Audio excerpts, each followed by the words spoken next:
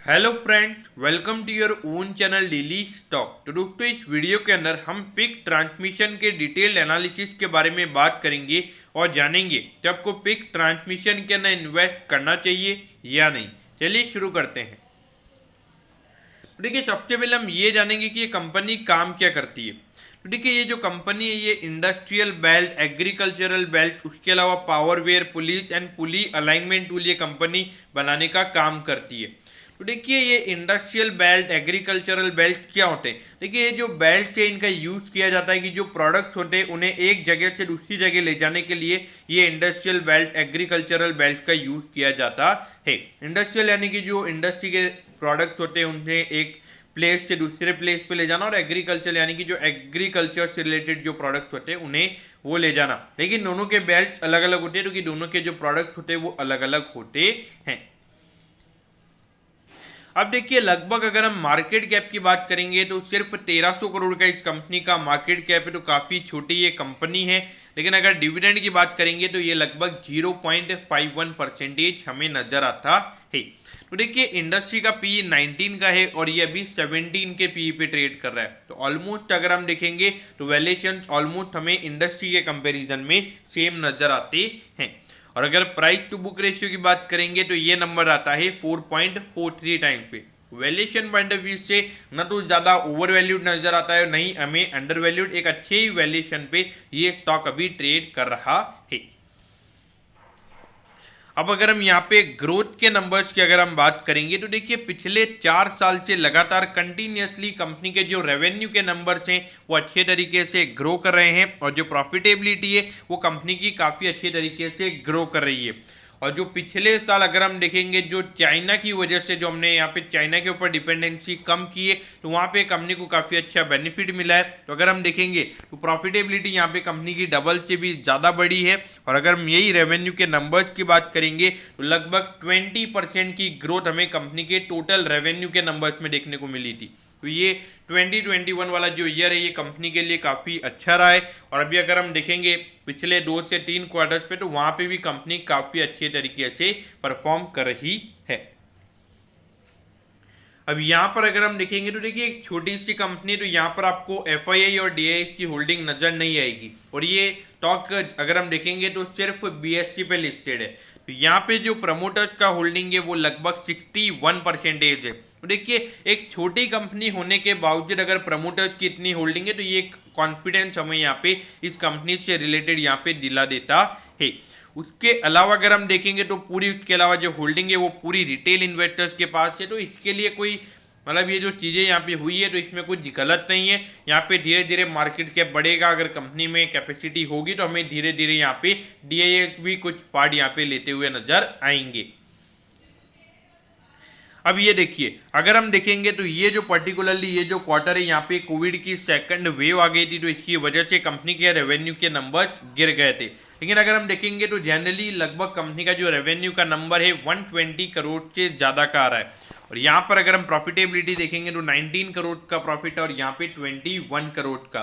तो लगभग अगर हम 20 करोड़ के प्रॉफिट को पर क्वार्टर अगर हम मान के चलते हैं तो लगभग 80 करोड़ का प्रॉफिट कंपनी का पूरे ईयर में होता है। और अभी लगभग कंपनी 1400 करोड़ के मार्केट कैप पे ट्रेड कर रही है, तो वो लगभग 17 का पी होता है। और अगर ये नंबर्स बढ़ते रहेंगे तो वहाँ पे ऑटोमेटिकली मार्केट भी स्टॉक को ऊपर मतलब अपसाइड डायरेक्शन में लेके जाता रहेगा। अब अच्छी बात यह है कि यहाँ पर जो नंबर्स कंपनी के इम्प्रूव हुए हैं तो वहाँ पे रिटर्न ऑन इक्विटी का नंबर भी यहाँ पे काफ़ी अच्छे तरीके से इम्प्रूव हुआ है। ये देखिए, 21% का कंपनी का रिटर्न ऑन इक्विटी का नंबर है। तो देखिए, अभी कंपनी जिस लेवल पे काम कर रही है वो काफ़ी छोटा लेवल है। तो जैसे जैसे ये कंपनी के रेवेन्यू के नंबर्स और बढ़ेंगे तो रिटर्न ऑन इक्विटी का नंबर और अच्छे से कंपनी का ग्रो होगा। और अगर आरओसी के नंबर्स की बात करेंगे तो ये नंबर 26% पे। तो यहाँ पर अगर हम देखेंगे तो काफ़ी अच्छे ये जो रिटर्न रेशियोज है कंपनी के हमें नज़र आते हैं। और रिटर्न ऑन एसेट का नंबर भी 14.75 है। यहाँ पे रिटर्न रेशियोज काफ़ी अच्छे हैं और ये मतलब ये दिखाता हमें कि जो कंपनी की जो टोटल कैपिटल है उसको कंपनी कैसे यूज करिए। तो उसके ऊपर अगर हम देखेंगे तो कंपनी काफ़ी अच्छा यहाँ पे अपने जो नेट प्रॉफिट है वो जनरेट करती हुई हमें नज़र आ रही है। अब यहाँ पर अगर हम देखेंगे तो एग्रेसिवली कंपनी ने पिछले 3 साल से अपने डेट को भी कम किया है। अगर हम डेट टू इक्विटी की बात करेंगे तो ये नंबर आता है 0.24 पे, यानी कि 1 रुपए की इक्विटी के ऊपर कंपनी ने सिर्फ 24 पैसे का डेट लिया हुआ है। तो यहाँ पर अगर हम देखेंगे तो डेट से रिलेटेड भी कोई इश्यूज नहीं है, क्योंकि जो कंपनी का इंटरेस्ट कवरेज रेशियो है वो भी हमें यहाँ पे 11 टाइम्स नजर आता है, यानी कि जितना इंटरेस्ट कंपनी को पे करना है उसका 11 टाइम्स कंपनी अभी ऑपरेटिंग प्रॉफिट कमा रही है। तो यहाँ पर ये नंबर जब तक इतना ऊपर रहेगा तो तब तक डेट से रिलेटेड कंपनी के लिए कोई इश्यूज नहीं रहेंगे। और आने वाले टाइम पे अगर कंपनी के प्रोडक्ट की डिमांड ज़्यादा होती है और अगर कंपनी को अपने मैन्युफैक्चरिंग कैपेसिटी को अगर बढ़ाना है तो वहाँ पे कंपनी एक ऐसे स्पॉट पे खड़ी कि वो इजीली पैसे को रेज भी कर सकती है।